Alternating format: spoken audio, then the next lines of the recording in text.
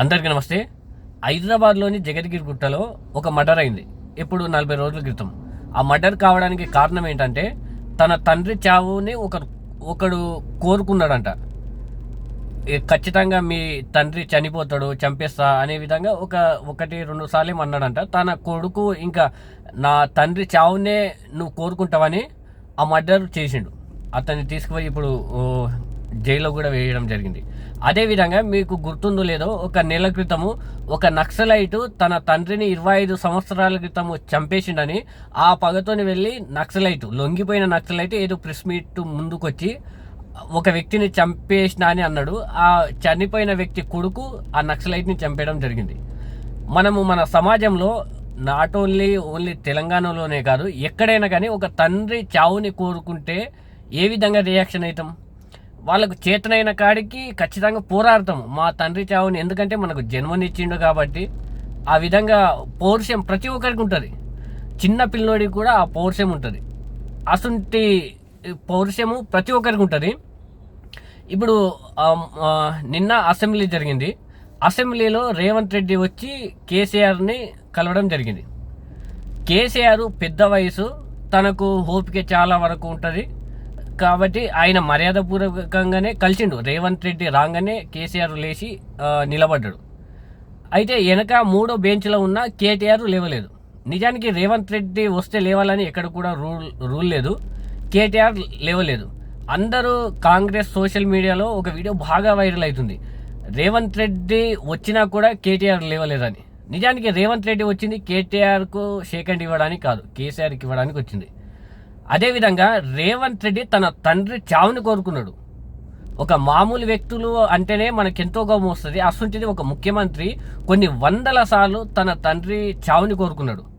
తన తండ్రి చెరువులో పడి చనిపోవాలని, బాత్రూంలో కాలు జారి చనిపోవాలని, ఎన్నో విధాలుగా బండకేసి కోరుతాని ఎన్నో విధాలుగా తన తండ్రి చావుని కోరుకున్నాడు.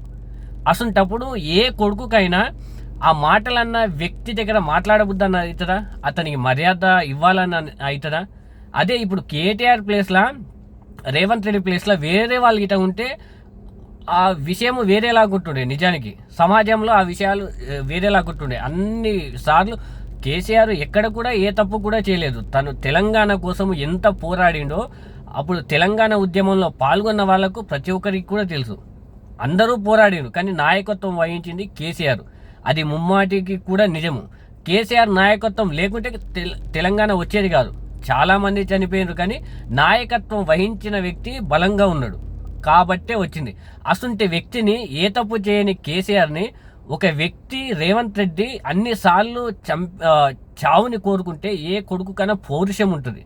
అది కాక మనం తెలంగాణ బిడ్డలము, మనకి ఖచ్చితంగా ఇంకా పౌరుషం ఖచ్చితంగా ఉంటుంది. ఎందుకంటే మనము తెలంగాణ వాళ్ళు ఎక్కడ కూడా ఎవరి సంపద కూడా ఇప్పటి వరకు కూడా దోచుకోలే. ఇతర రాష్ట్రాల వాళ్ళు మన రాష్ట్రంలో వచ్చి బతుకుతున్నారు, మన సంపదను కూడా తీసుకుపోతున్నారు. కానీ మనము ఎక్కడ కూడా ఏ రాష్ట్రం మీద కూడా వాళ్ళపై ఆధారపడలేదు. ఇప్పటికీ మన కారం పొడి మెతుకులైన మనం తిని మనం పౌరుషంతో ఉన్నాం. మనకు ఖచ్చితంగా పౌరుషం ఉంటుంది. ఆ సందర్భంలోనే కేటీఆర్ మా నాన్నని ఇన్ని మాటలు అన్నాడు కాబట్టి తను లేవలేదు. ఆ ప్లేస్లో ఎవరున్నా కూడా ఇదే విధంగా ఉంటుంది. రాజకీయాలు కాబట్టి కేటీఆర్ చాలా నెమ్మదిగా ఉన్నాడు. అదే అసంటి మాటలు వేరే విధంగా ఒక రౌడీ షీటర్ కూడా అన్నాడు. అలాంటి మాటలు రేవంత్ రెడ్డి కేసీఆర్ అన్నాడు. కేసీఆర్ చేసిన తప్పేంటి? ఇప్పుడు రాజకీయం పరంగా ఎన్నో మాటలు అనుకుంటారు. ఇతర రాష్ట్రాల ముఖ్యమంత్రులు ఉన్నారు, ఇప్పుడు ఆపోజిషన్ వాళ్ళు కూడా ఉన్నారు. కానీ ఈ విధంగా ఒక చావుని ఎవరు కోరుకోరు. అస్తుంటిది రేవంత్ రెడ్డి పదే పదే అధికారంలోకి వచ్చినప్పటి నుంచి తన తండ్రి చావుని కోరుకున్నాడు. అస్తుంటప్పుడు ఏ విధంగా లేచి నిలబడతారు? మన తొలి వెలుగు రఘు బల్బు నీకుండరా? ఇప్పుడు నీ తండ్రిని ఎవరన్నా చావుని కోరుకుంటే రగన్న ఖచ్చితంగా మేము కూడా సోషల్ మీడియా ద్వారా ప్రశ్నించే వాళ్ళమే కదా. ఇప్పుడు మీ నాన్న చావుని ఎవరన్నా కోరుకుంటే నువ్వు ఊరుకుంటావా?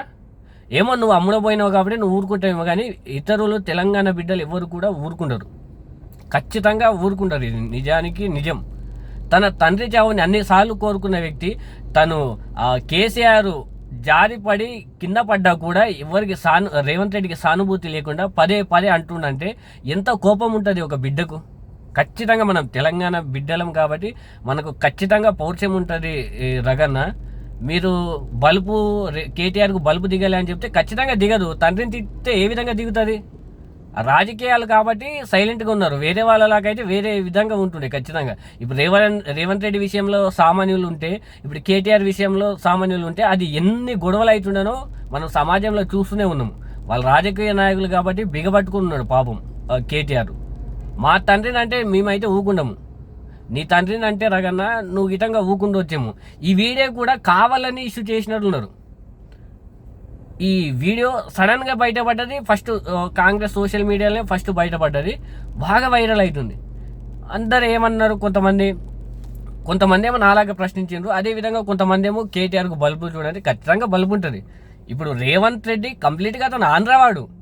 తన గురువు ఆంధ్రనే, అల్లుడు ఆంధ్రనే, తన కూతుర్నే ఆంధ్రకి ఇచ్చాడు, మనవడు ఆంధ్రనే. ఇప్పుడు ఆంధ్ర రాష్ట్రానికి, ఆంధ్రప్రదేశ్కు సపోర్ట్గా మన తెలంగాణని ఖచ్చితంగా ఎండగొడుతుండు. అది అందరికీ కూడా తెలుసు. మనము అట్లా కాదు, మనం తెలంగాణ బిడ్డలము. మనము ఖచ్చితంగా మనకు పౌరుషం ఉంటుంది. ఏ తండ్రిని ఎవరన్నా కూడా చేత కానివాడు కూడా తిరగబడతాడు. కానీ కేటీఆర్ గారు జస్ట్ లేవలే అంతే. ఎవరికన్నా కోపం ఉంటుంది, అందుకోసమనే లేవలేదు.